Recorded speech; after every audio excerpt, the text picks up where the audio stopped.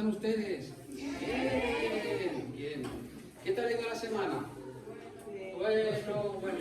Esa me pareció la respuesta más sincera. Bueno, ahí vamos tirando, ¿no? Esa frase cuántas veces decimos, ¿no? Vamos tirando, ¿no? Aquí en España se lleva mucho lo de vamos tirando y voy yendo, ¿no? Como digo de broma, digo, ¿dónde vamos yendo? ¿No? Pero gracias a Dios, como dice la palabra, hasta aquí Dios nos ha ayudado. Hasta aquí Dios nos ha ayudado. Y el resto, pues tampoco nos afanemos por lo que ha de suceder el mañana. Cada día tiene su propio afán. Y lo digo yo que paso por un ataque de ansiedad, ¿no? O sea que imagínate, me tengo que aplicar la palabra a mí mismo, ¿no? Pero si estamos en esa situación, habéis estado o estáis, pues es muy bueno recordar que las promesas del Señor son ciertas, son verdaderas y que Dios es fiel a su palabra. Hermanos, aquí os explico, ya todos lo sabéis, los más nuevos que luego saludaremos convenientemente, ¿no? Tenemos una serie de prédicas, estamos ahora mismo en una serie de prédicas que el tema de toda la campaña de esta serie de prédicas que acaba en diciembre se llama Hogares Encendidos. Y parte de Hogares Encendidos estamos hablando cada semana de X asuntos, ¿no? Hemos hablado de la oración, hemos hablado del aposento alto, la semana que viene del poder de la bendición, y hoy vamos a tener un tema que se titula Orando por el reino de Dios en nuestra familia, que suena así como muy... ¿esto de qué va, no? Así que antes de empezar, antes de ni siquiera hablar, antes de empezar nada, vamos a poner este tiempo al Señor, ¿os parece? Inclinamos un momento nuestros rostros. Señor, gracias porque tú pones tanto el querer como el hacer. Gracias de corazón por esta iglesia que es tuya, Señor. Gracias, Padre, por la presencia de tu Espíritu Santo entre nosotros, porque sentimos realmente que Él habita entre nosotros, Señor. Tu palabra mismo lo dice, ya lo hemos hablado otras veces, que donde están dos o más en tu nombre, tú estás entre medio de ellos, Señor. Gracias, Señor, por las promesas que tú cumples, porque tú eres un Dios fiel y verdadero. Señor, en este momento, derrama de tu Espíritu Santo en todos nosotros, Señor. Quebranta nuestros corazones, que lo que se hable aquí sea lo que tú quieras decir, Señor. Úsanos, Padre, y llega a nuestros corazones, Padre. Danos entendimiento, ese entendimiento que no viene de la mente ni viene de los ojos, Señor, sino que viene del corazón a través de la obra del Espíritu Santo en nosotros. Señor, bendice este lugar, bendice este momento, bendice esta iglesia, Padre. Te damos las gracias en el nombre de Jesús. Amén. Pues bueno, como ya decíamos en prédicas anteriores, ¿no? Dios tiene un plan. La semana pasada hablamos mucho de eso. Dios tiene un plan y un propósito de salvación. Tiene un propósito de salvación a título individual. Hasta ahí todos los hemos entendido, ¿no? Yo creo en Dios, yo le recibo, yo me arrepiento, yo soy salvo. Es un plan individual para mí, ¿no? Aunque la cruz de Jesús es para toda la humanidad, como decía Juan 3:16, que envió a Jesús a todo el mundo, el plan luego es individual, la salvación es individual. Sé que muchas veces oramos por la salvación de las naciones, y eso es una oración muy bonita, pero fijaros que ni siquiera en la Biblia pone que vaya a pasar, ¿no? De hecho, lo que pone que dice el Señor cuando vuelva a hallar la fe en la tierra. Y a veces da la sensación que la fe es algo que está muriendo, desapareciendo, ¿no? Cada vez, no porque aumenten las iglesias, aumenta la fe. Esa es la realidad. Deberíamos hacer una autocrítica muy fuerte todas las iglesias. No porque haya iglesias y cada día se abran iglesias, significa que esté aumentando la fe. Eso es algo que debemos observar. Pero, volviendo al plan de Dios, el plan de Dios es individual, pero va más allá. Va más allá. Decíamos que el plan de Dios era individual con nosotros, pero una vez llegaba a tu vida, su plan se extendía a tu hogar. Automáticamente Él tenía el ojo puesto. Carolina salva, Abraham salva, Mare salva, Valentina salva. Ahora vamos a por los suyos. Hay un plan colectivo, hay un plan de familia, hay un plan vecinal. Todo lo que es tu entorno es un plan en el plan del Señor. Eres una luz. Y eres una luz para alumbrar precisamente toda la oscuridad que te rodea. Y esa oscuridad, pues digámonos en claro, esa oscuridad no tiene que ser necesariamente maldad. La oscuridad es la ausencia de luz y la luz es Cristo. Esa oscuridad puede ser nuestro mismo hogar. Pueden ser nuestros familiares, nuestros padres, nuestros amigos, nuestros vecinos, nuestros compañeros de trabajo. Realmente, en ese sentido, vivimos rodeados de oscuridad. Y nosotros somos esa luz que dijo Jesús que debía alumbrar al mundo. Esa luz que no debía ser escondida. Y nosotros debíamos ser también la sal. Es hermoso cuando uno se da cuenta realmente los piropos que el Señor decía a nosotros, a su pueblo, ¿no? Si ahora miráis todo, nosotros somos la luz y la sal del mundo. Hermoso, ¿verdad? Yo no sé, aquí quizás las señoras, señoritas hayan recibido piropos mejores, pero a mí que me digan que soy la luz y la sal del mundo, bueno, yo de momento ya digo, ¿qué cosas dices, no? ¿Qué cosas dices? Yo creo que le digo eso a mi mujer y dice, ay, calla, ¿no? Como se ponen las mujeres, ¿no? ¿Qué cosas me dices, Cari? ¿No? Eres la luz y la sal de mi vida, ¿no? Pues eso te dijo el Señor, eres la luz y la sal del mundo. Esa es la realidad, y uno se siente mejor, ¿no? Y uno se da cuenta de quién es. También estuvimos hablando y descubrimos el poder que Dios dispuso para su iglesia. Dispuso un poder. Si la iglesia, incluso la iglesia en casa, se reúne dos como mínimo en su nombre, hay un poder que otorga el Espíritu Santo. Poniéndonos de acuerdo en el nombre de Cristo, el Señor cumplirá con su palabra. Con su palabra.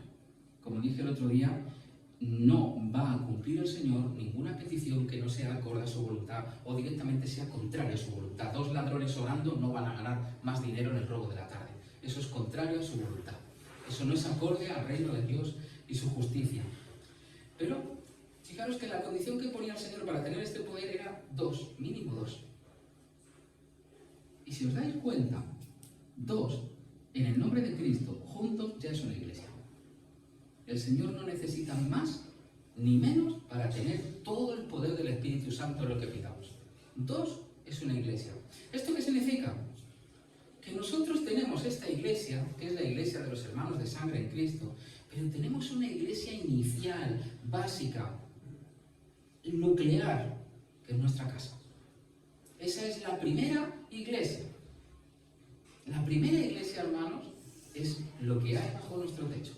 Son nuestros hijos si los tienes, son tus padres si vives con ellos, son tus hermanos si estás con ellos, es la gente con la que convives, porque a lo mejor tú estás conviviendo con gente en esa casa, que no sois familia de sangre, pero sois amigos, sois convivientes. Esa es tu primera iglesia. Más que esta. Y fruto de esa iglesia realmente luego vendrá esta. Es la realidad. Y el Señor nos otorga poder desde casa. Si tú fundamentas esa iglesia en su nombre, tendrás ese poder en tu mismo hogar. Porque el plan y el propósito de Dios es alcanzar a todos. Y ahí vuelve a Juan 3:16, que es el versículo que se conoce todo el mundo, ¿no? Tanto amó Dios al mundo que envió a su Hijo unigénito para todo aquel que en él crea, no se pierda, mas tenga vida eterna. ¿A quién envió? A todo el mundo. ¿Lo envió a los españoles? Sí, pero ¿a quién más? A los peruanos, colombianos, ecuatorianos, venezolanos, argentinos, italianos, norteamericanos, canadienses, australianos. Lo envió a todo el mundo, creyentes y no creyentes. Cristo no vino para nosotros, vino para todos nosotros, que es diferente. A veces vamos por la calle y miramos un poco a la gente entre blanco y negro, este cree, este no cree. Bueno, Cristo vino para los dos. De hecho, el que yo crea es porque Él vino. No es porque yo crea porque soy mejor, sino porque Él vino, yo estoy aquí. Esa es la realidad. Gracias a que Él vino, yo me puedo llamar cristiano. No al revés. Y mirad, quiero compartir para que veamos el poder de Dios. Y lo estamos compartiendo en los cultos de oración los jueves. Llevamos creo que 2 semanas, no más me parece, orando. 2 semanas, o no sé si llega 2 semanas orando. Toda la iglesia hemos hecho una ronda de cada hermano, le ha tocado a otro hermano en oración y toda la iglesia está orando por toda la iglesia. Se puede decir.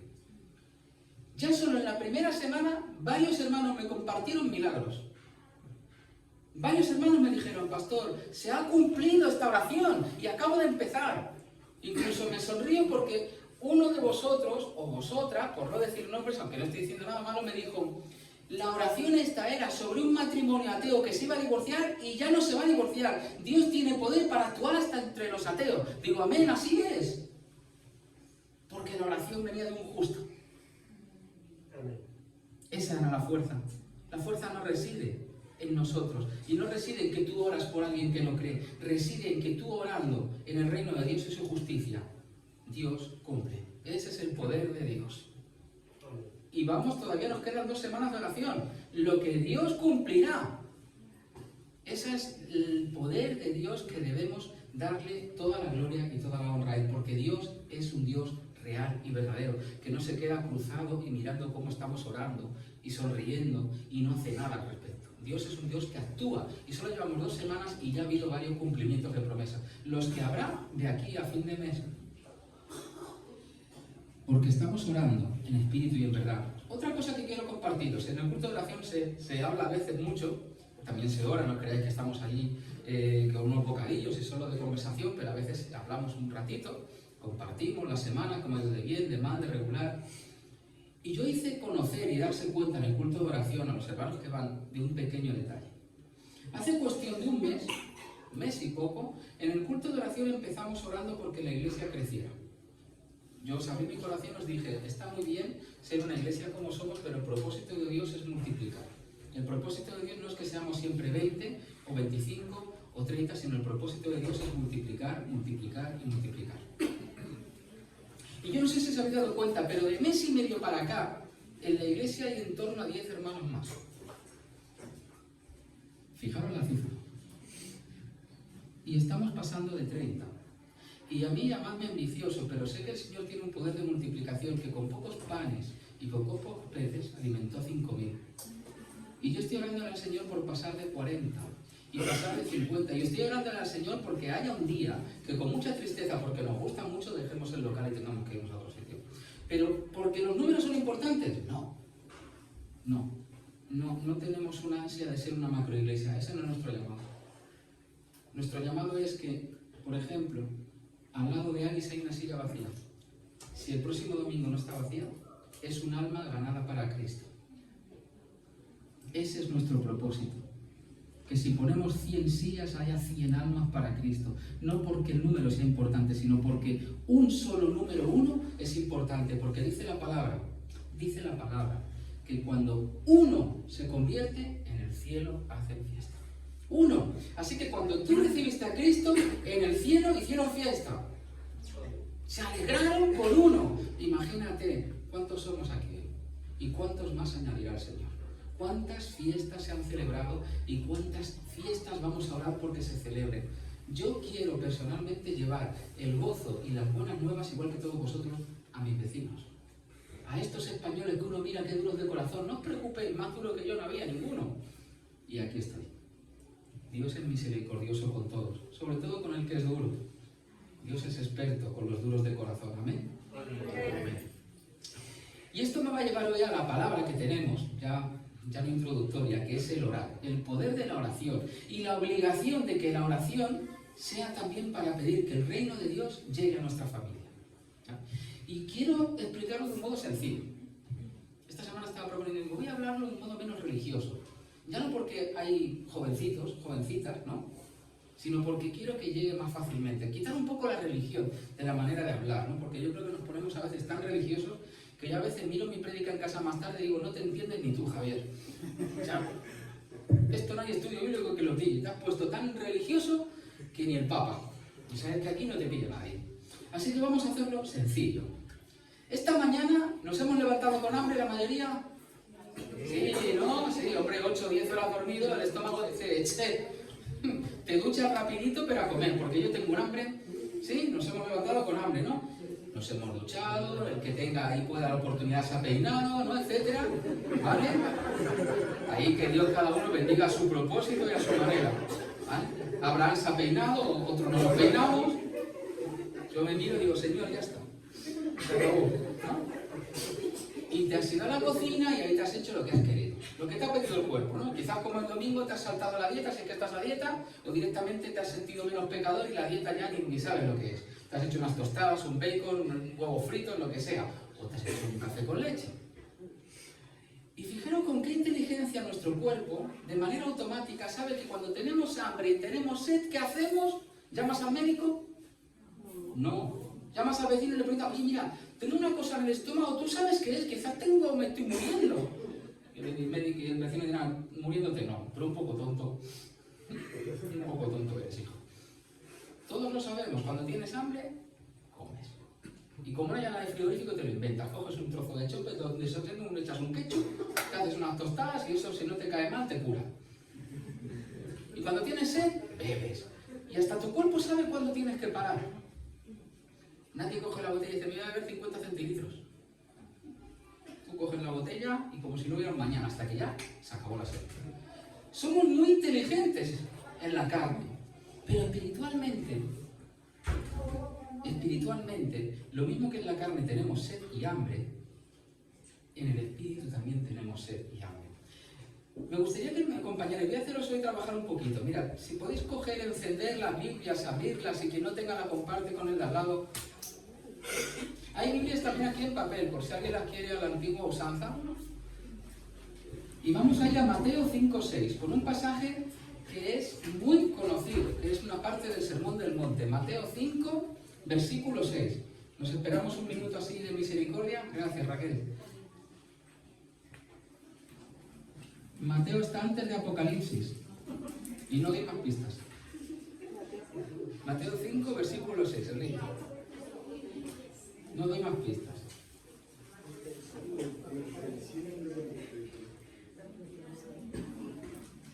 ¿Lo tiene Raquel? No, gracias. Te lo está poniendo difícil, Raquel, ¿eh? Perfecto, lo tenemos la mayoría, Mateo 5, 6. Amén. Eric, tú que estás allí ya de pie, ¿me lo puedes compartir, por favor? Es un versículo corto, esta vez no te hago leer tanto. No te hago leer nombres raros. Y no te hago leer un versículo como la otra vez que eran 20 versículos. Compártelo, que este es muy conocido. Bienaventurados los que tienen hambre y sed de justicia, porque ellos serán saciados. Amén. Gracias, Eric. ¿Ves que no has sido cansado? Ten cuidado porque mi pastor empezó así conmigo y mírame dónde estoy. Me engañó.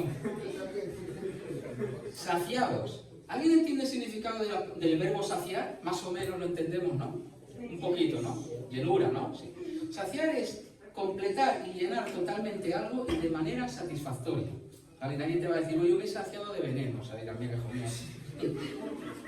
Yo dudo que te hayas saciado de veneno. Te habrás saciado de agua o te habrás saciado comiendo como si no hubiera un mañana. ¿Vale? Es una llenura total y satisfactoria. Eso que sale en un restaurante a veces dice, oh, me puedo morir aquí hoy mismo, me muero feliz, ¿no?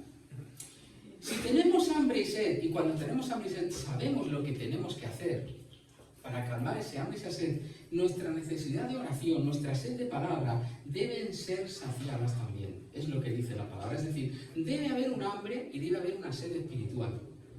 Si no, algo no está marchando bien. ¿Vale? Bienaventurados también dice la palabra los pobres de espíritu. Eso no significa que no tienes dinero, significa que tu espíritu está muy reducido. Puede ser por muchas circunstancias. Psicológicas, económicas, físicas, todo junto. Pero tu espíritu está muy reducido, está muy mermado, está muy agotado. Bienaventurados los pobres de espíritu, porque los pobres de espíritu son gente que tiene sed y hambre espiritual y están buscando y saben cómo buscar esa sed y ese hambre.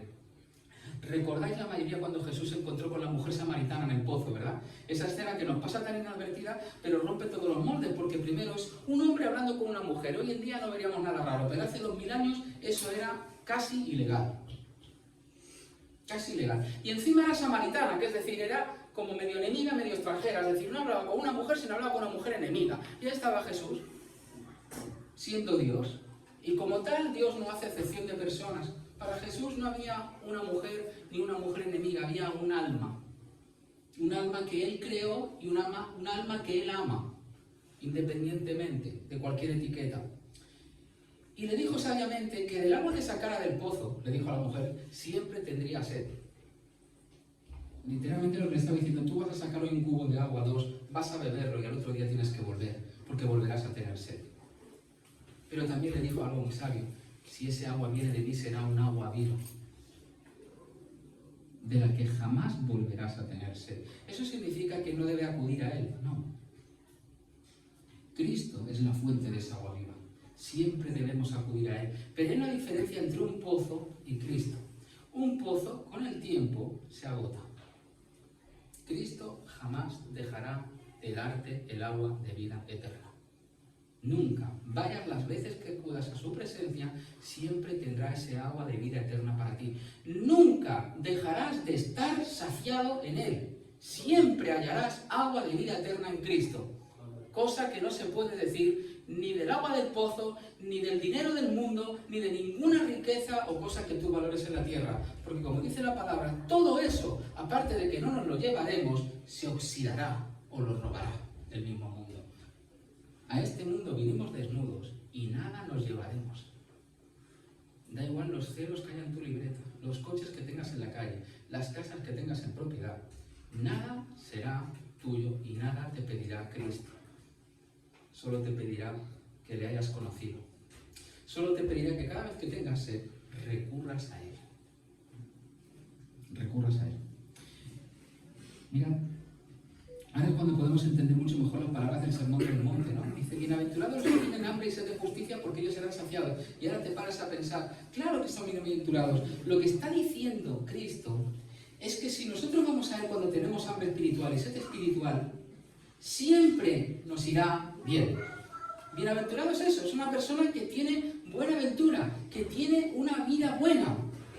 Siempre bajo los parámetros de Dios, porque inmediatamente somos muy carnales y pensamos que la vida buena es eso, pues nada, que tengamos riquezas terrenales, que consigamos todos nuestros sueños, así sean sueños que nos lleven a una ruina. Pero lo que está diciendo el Señor es, si tú acudes a mí, si sacias tu sed en mí, si comes de mi palabra, si tienes una relación conmigo, a ti te irá bien. A ti te irá bien. Y si yo preguntara ahora, ¿queréis que os vaya bien?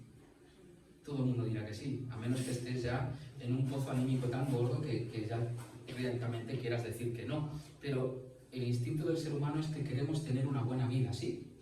Hasta, yo creo que se preguntan los más jóvenes, ¿queréis tener una buena vida? Sí, ¿no? Hasta ello lo entiende Valentina, ¿sí? ¿Ves? No hace falta ser muy grande para entender que ellos quieren también una buena vida. Si no nos separamos de Cristo, tendremos esa buena vida. Y llegados a este punto, puede que en este momento alguno de nosotros esté pensando, yo no tengo esa sed. Vamos a hablarlo con sinceridad. Eso solo lo sabe el Señor, el estado espiritual de cada uno. Yo no tengo esa sed, yo no tengo ese hambre. Yo sinceramente, no nace en mí abrir la Biblia y leerla. O no nace en mí un tiempo de oración diario. O no nace en mí un devocional.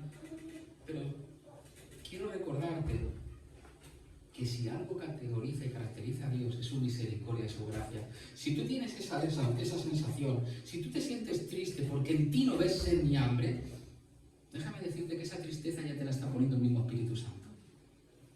Porque lo que quiere el Espíritu Santo es recuperar que tú tengas sed y hambre. Esa misma tristeza, ese desconsuelo, es el muchas veces levantarse uno y considerarse a sí mismo que no es un buen cristiano. Que a lo mejor somos un cristiano de relación, que vamos al culto, que nos dejamos ver, pero luego en nuestra vida diaria estamos tan alejados de Dios. ¿Por qué no? Todos nos hemos sentido así alguna vez, ¿verdad? Todos nos hemos sentido, yo voy a decir la palabra que no es tabú, todos nos hemos sentido culpables porque creemos y pensamos que no somos dignos, ni buenos cristianos, eso es cierto, que nuestra relación con Dios es pésima. Yo al menos me he sentido así muchas veces, con lo que creo que casi todos, ¿no? Pero déjame decirte que si te sientes así, ya está el Espíritu de Dios trabajando en ti. Y es más, voy a subir un nivel. Imagínate que ya no queda en tu interior ni esa tristeza. Realmente has llegado a un punto casi de indiferencia. Bueno, supongo que Dios me ha dado por perdido. Porque no siento ni tristeza. Si llegas a ese punto, si estás viviendo en ese punto, déjame recordarte que Dios es un Dios de gracia. Dios da sin merecer. Dios da y tú no tienes nada que ofrecer. De hecho, es bueno que todos ahora mismo recordemos que somos cristianos a cambio de nada. A nosotros nuestra salvación nos salió gratis. Pero para Dios tuvo un coste tremendo. Esa es la gracia de Dios. La gracia de Dios, simplificándolo mucho, es: yo te voy a dar el regalo más caro del mundo que me ha costado a mí toda mi energía, todo mi tiempo, todo mi dinero, todo mi esfuerzo, y te lo doy simplemente porque quiero dártelo. No porque lo merezcas, simplemente porque te amo. Esa es la gracia de Dios. Por lo tanto, siempre estará bien que nos sintamos poco dignos de la gracia de Dios, pero nunca nos crucifiquemos en demasía. Si tú estás en la situación de indiferencia, quizás ha llegado el momento de hacer una oración muy corta. Y esta oración la tengo escrita: Señor, aumenta mi sed y aumenta mi hambre por ti. Señor, perdona mi indiferencia. Señor, transfórmame. Señor, te pido perdón. Señor, no soy digno, yo lo sé, pero también sé que tú eres un Dios de gracia. Socórreme. Yo no quiero seguir caminando vacío. Yo sé que tú eres experto en los casos perdidos. Y yo me siento un caso perdido. Ayúdame, Señor. Socórreme. Si te sientes así, Dios no te va a desamparar. Es la oración del justo poderosa. Se ha quedado un silencio muy grande. Yo me imagino que muchas veces nos hemos sentido así. O puede que incluso ahora mismo te estés sintiendo así. Pero os quiero recordar una cosa. Cristo nunca te dirá que eres un mal cristiano. Eso te lo dirá el enemigo. Cristo siempre te recordará que está ahí y murió por ti. Y eso nunca dejará de recordártelo. Porque Él siempre estará allí. Dice en Mateo 6:33, un pasaje muy conocido también, dice: mas buscad primeramente el reino de Dios y su justicia, y todas estas cosas os serán añadidas. Y esta frase la dijo después de que hablara a sus discípulos de que no se preocuparan por lo que iba a pasar, que no se preocuparan por la provisión, que la comida, la ropa, la bebida, todo se lo iba a poner Cristo, todo se lo iba a poner su Padre. Y entonces es cuando les habló de esta frase. Literalmente lo que les dijo: no preocupéis por lo que tenéis o os falta, no os preocupéis por lo que pasará mañana.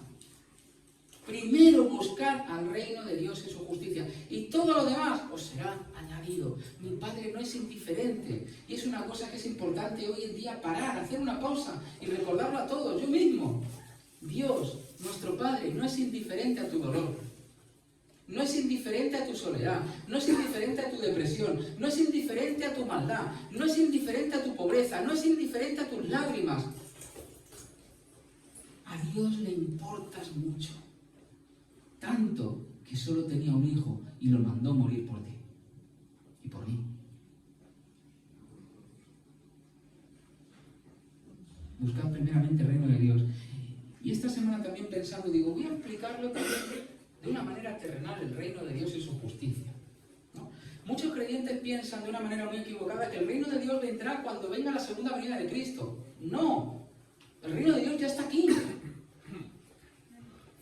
Cuidado. Otra cosa es que venga Cristo ya como juez y como rey del mundo, pero el reino de Dios nace en el momento que tú recibes a Cristo, y en ese momento se instaura el reino de Dios en tu corazón.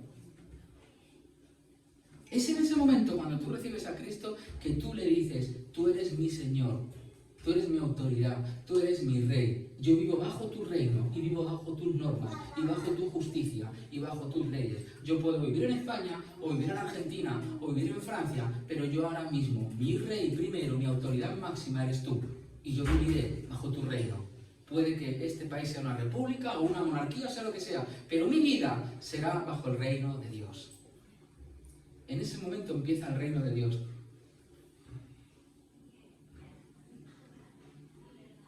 Por lo tanto, ¿cuántos reinos de Dios hay establecidos aquí ya? Un montón, ¿no? Y los que no conocemos. El reino de Dios ya existe.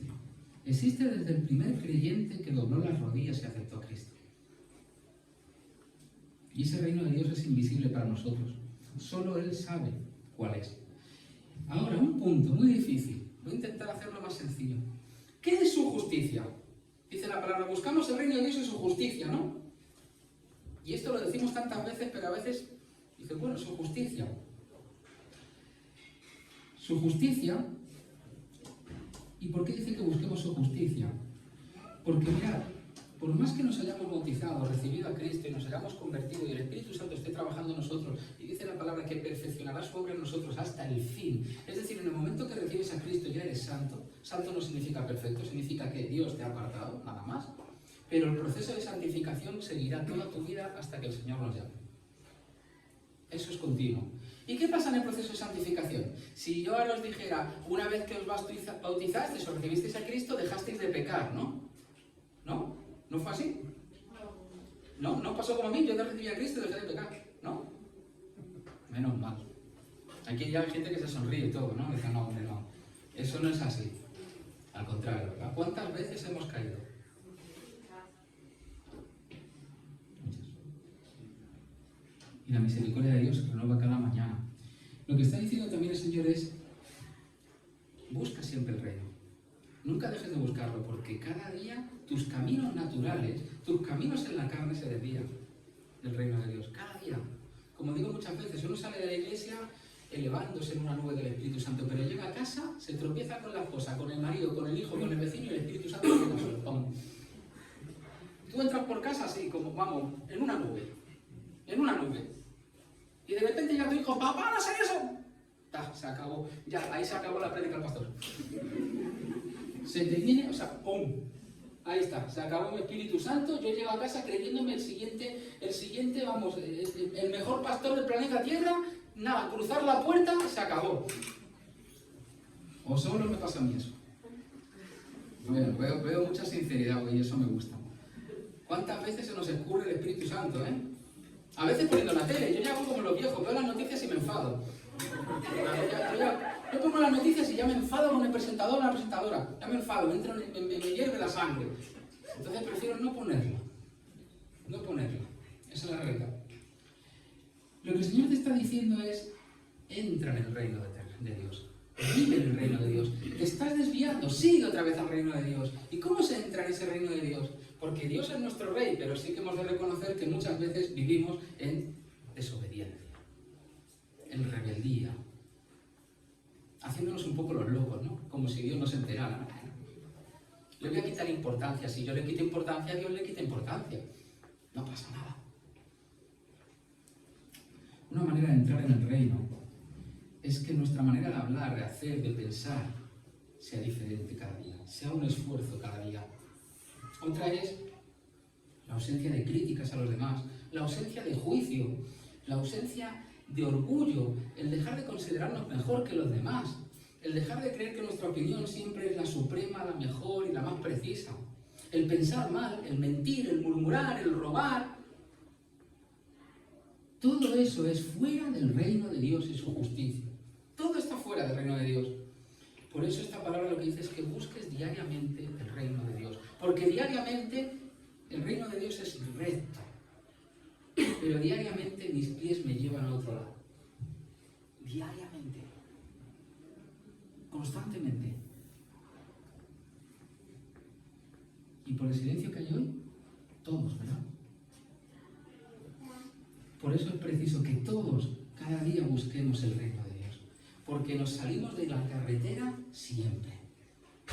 Y el reino de Dios es dar un volantazo y volver a la carretera.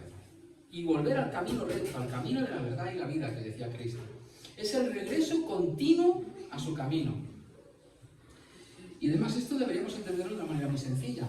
En el mundo terrenal, cuando tú no cumples las leyes del mundo, tienes consecuencias. A veces son administrativas, una multa, una falta, otras son penales.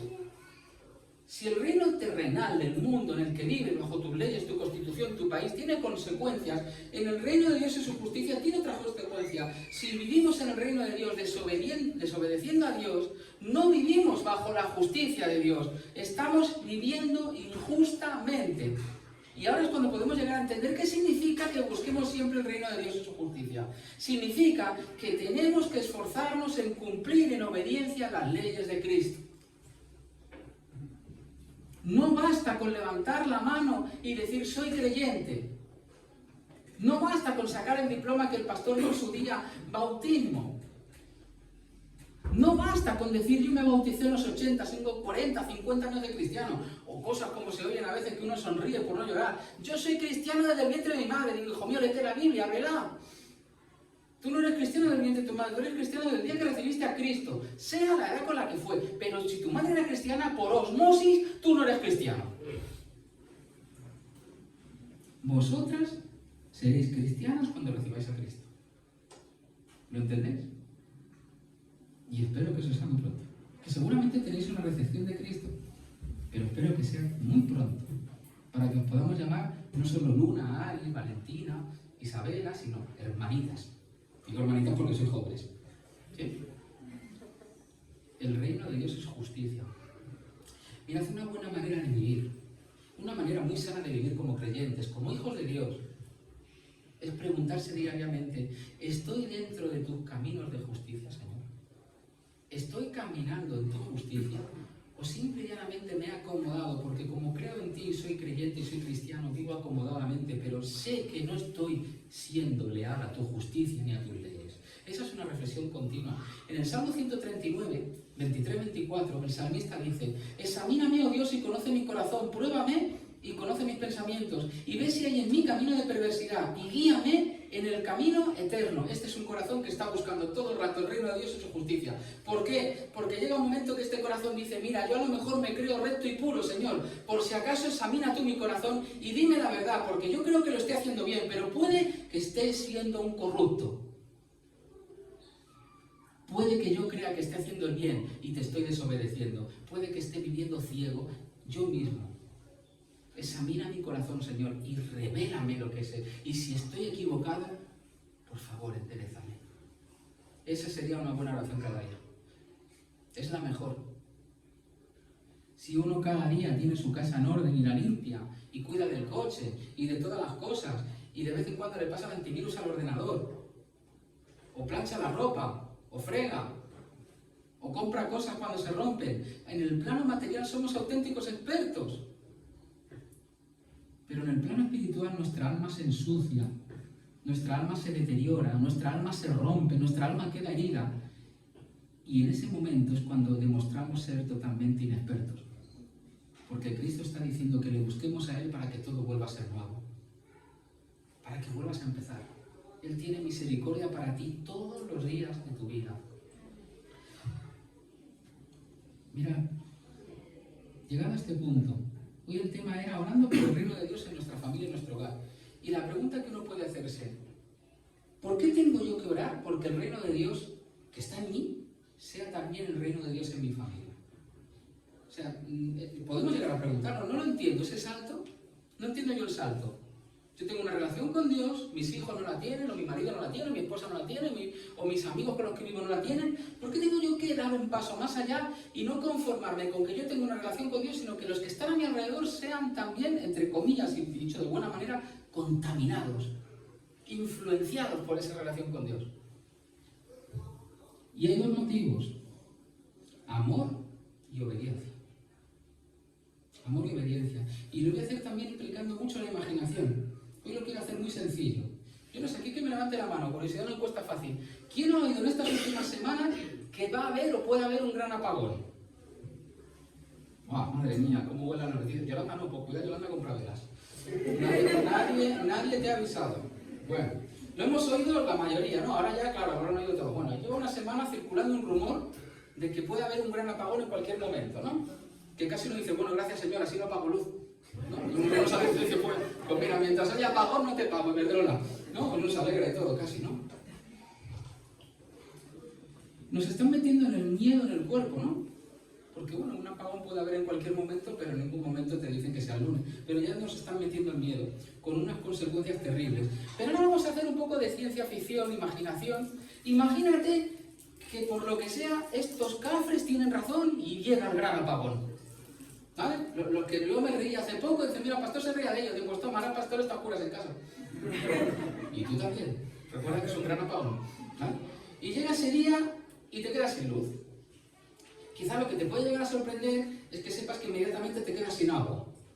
Y uno dirá: ¿por qué? Porque el grifo, y el agua del grifo llega a tu grifo por las bombas de presión que se sostienen con electricidad. Así que habrá alguno que dice: no sale agua, no tiene sentido, luz corriente. No, estudia un poco, hijo. ¿Vale? Sin energía eléctrica no hay bombas de presión. Sin bombas de presión en tu casa caerá el agua que quede en la cañería. Lo justito, 2 pasos.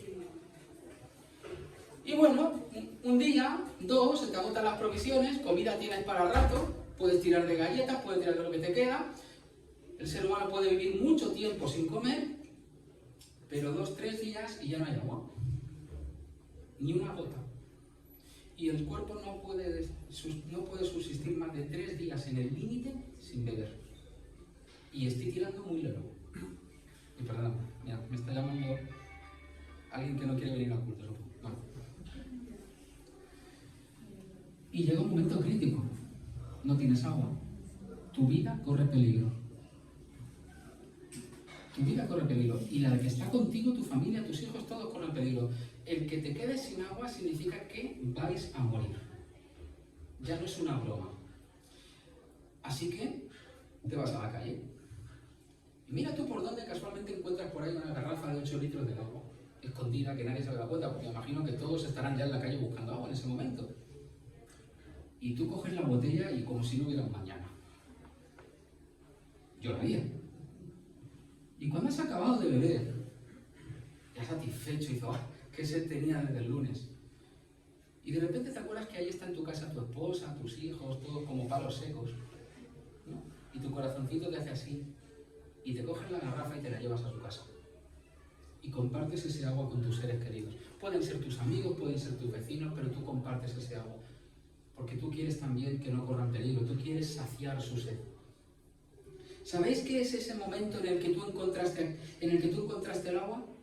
El momento que tú encontraste el agua llena de sed es cuando tú encontraste espiritualmente a Cristo. Para que lo entendáis. Aleluya. Estabas con sed y no lo sabías. Encontraste a Cristo.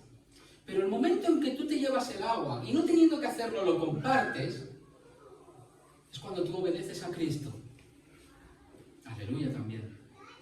Es cuando tú compartes lo que tú recibiste y no te lo quieres quedar, sino lo quieres compartir con el que lo necesita. Con el muerto de sed. En este caso, de sed espiritual. Yo he recibido una buena nueva. ¿Sabéis que el Evangelio significa buena nueva? De otra manera, es una buena noticia. Ha llegado Cristo para salvarnos, para sanarnos, para tener vida eterna. Es una buena noticia. Hay esperanza. Ahora yo quiero compartir esta esperanza con aquel que no tiene ninguna.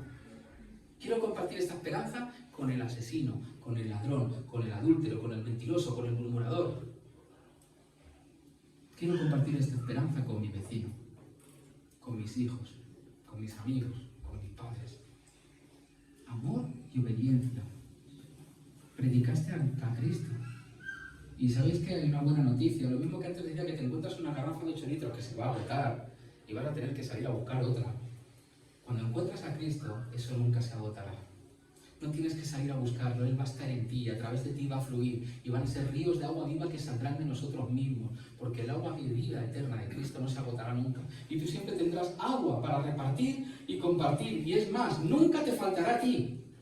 Siempre te sobrará para los demás. Y aquel que la reciba, de él también saldrán ríos de agua viva, y también podrá compartir, y tampoco le faltará, y también le sobrará.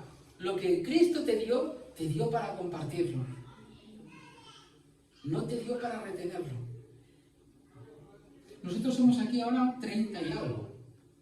¿Os imagináis si oráramos esta semana, y creo firmemente en Dios y su palabra, si oráramos cada día de esta semana, Señor, ayúdame a alcanzar a uno?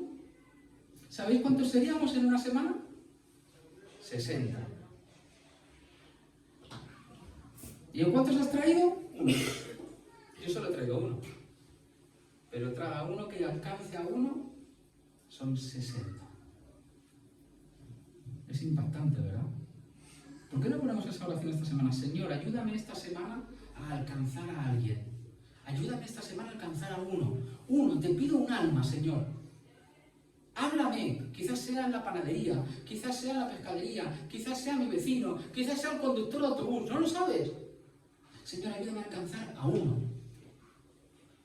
¿Y os imagináis 60 pidiendo lo mismo? ¿Cuántos serían la siguiente semana? 120, ¿verdad? Y con 120 en el aposento alto, ese mismo día se añadieron como 5.000, dice la palabra. Impacta, ¿verdad? Impacta. Bueno, aquí no cabemos 5.000 ni de broma, aquí no cabemos ni 100. Pero ese es el poder de Dios y ese es realmente el reino de Dios y su justicia. Porque Cristo es el que provee y de la provisión de Cristo nunca habrá agotamiento. Nunca. Y me podéis llegar a preguntar, vale, yo he visto el amor en todo esto, pero también me ha dicho el pastor que he visto obediencia, pero no veo muy claro dónde está el punto de obediencia. Mirad, en Mateo 28, 19, 20, para los que no lo conozcáis tanto, se llama la Gran Comisión. La Gran Comisión vendría a decir algo así como decir la gran orden, el gran encargo, ¿no? Y es el último que dio Cristo antes de ascender a los cielos. Cristo resucitó, estuvo un tiempo en la tierra con sus discípulos y mucha más gente que lo vio, y el día que ascendió dio el último gran, vamos a decirle mandamiento, prefiero decirle encargo, aunque también se puede interpretar como un mandamiento, por supuesto. Por tanto, es de hacer discípulos a todas las naciones, bautizándolos en el nombre del Padre, del Hijo y del Espíritu Santo. Y la siguiente parte dice, enseñándoles que guarden todas las cosas que os he mandado. Y aquí yo estoy con vosotros todos los días, hasta el fin del mundo. Por eso, cuando tú compartiste el agua, hubo amor y y hubo obediencia, porque el último mandamiento de Cristo en nuestras vidas es el primero y es el último, es que lo que Cristo te dio, tú se lo des a otro. No deberíamos olvidarlo nunca. Cuando estés tentado de pegarle un grito a tu esposa, a tu esposo, a tu hijo, a tu vecino, con todo el derecho del mundo, porque merece un grito y merece una torta. Vamos a ser sinceros. Piensa también que Cristo te dice que así no compartirás nunca el Evangelio. Que compartas tu garrafa, no que le quites la suya. Cuando estés tentado de caer, acuérdate de este mandamiento. Cristo nos dio una ordenanza, y esa ordenanza no significa que sea en los últimos años de mi vida. Esa ordenanza es desde el primer momento que yo recibo a Cristo. Y eso empezará por mi casa, y seguirá por mis vecinos, y seguirá por todo aquel que se cruce en mi vida. Esa es la obediencia. ¿Lo entendemos ahora? Hemos tenido un principio de amor a Cristo, un amor a nuestros semejantes, porque dice la palabra que amarás primero a tu Dios y luego a tus semejantes como a ti mismo, pero al mismo tiempo hay un principio de obediencia. Y el principio de obediencia, ¿sabéis lo que significa? Que si soy obediente a Cristo, yo estoy realmente dejando que haya un reino de Dios en mi vida, porque estoy dejando que el Rey de mi vida reine. Y si estoy dejando que reine, yo solo puedo hacer una cosa: obedecerle. Obedecerle. Y llegando ya al final, esto lo enlazo con la necesidad de orar porque el reino de Dios se implante en tu familia. Porque lo mismo que si tú consideras que en tu casa, en tu corazón, en tu vida, el reino de Dios supuso un cambio para bien, esa garrafa de agua supuso un cambio para bien, la misma necesidad debe llevarte a coger a Cristo y llevarlo a tu casa, porque eso será un cambio para bien para tu hijo.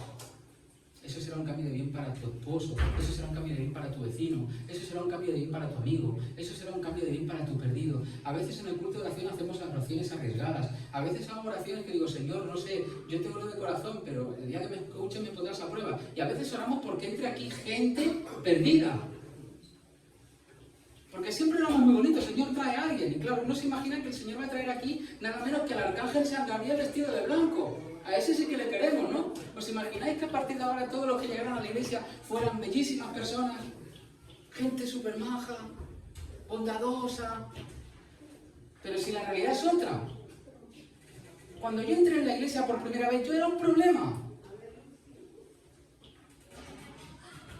Hay un pastor que dice de broma siempre, cuando entra alguien en la iglesia por primera vez, dice: ahí entra un problema. Él cuando entró también fue otro. Lo que estamos orando es que por aquí un día un drogadicto entre y conozca a Cristo. Eso es lo que estamos orando. Estamos orando que un adúltero entre y conozca a Cristo. Estamos orando porque un mentiroso compulsivo entre y conozca a Cristo. Estamos orando porque un chismoso, un traidor entre y conozca a Cristo. Estamos orando porque ese ateo al que despreciamos porque no es creyente entre y conozca a Cristo. Porque ¿sabéis qué? En algún momento de nuestras vidas, antes de conocer a Cristo, nosotros éramos esos.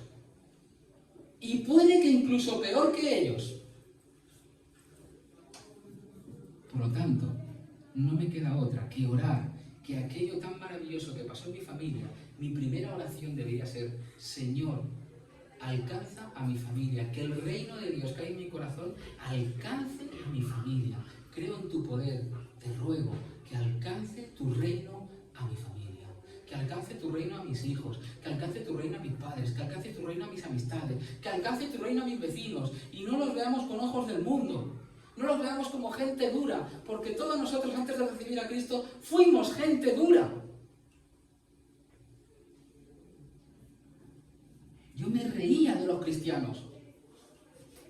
De hecho, recuerdo que de joven a uno le hice llorar. Lo acorralé. Qué misericordioso es el Señor. Qué misericordioso. Si a Pablo, siendo Saulo, asesino de cristianos, lo convirtió en el mayor evangelista de todo Occidente. A un ex asesino de cristianos. A veces tenemos que decir las cosas como son para que calen profundamente. Todos aquí estamos profundamente enamorados de las cartas de Pablo, enamorados de la vida de Pablo, de cómo fue un apóstol en mayúsculas, igual que otros tantos. Pero se nos olvida que ¿Quién fue? Y hicimos bien en olvidar, porque Dios mismo no le dio más que la debida importancia. Saulo recibió al Señor, ¿y de qué manera?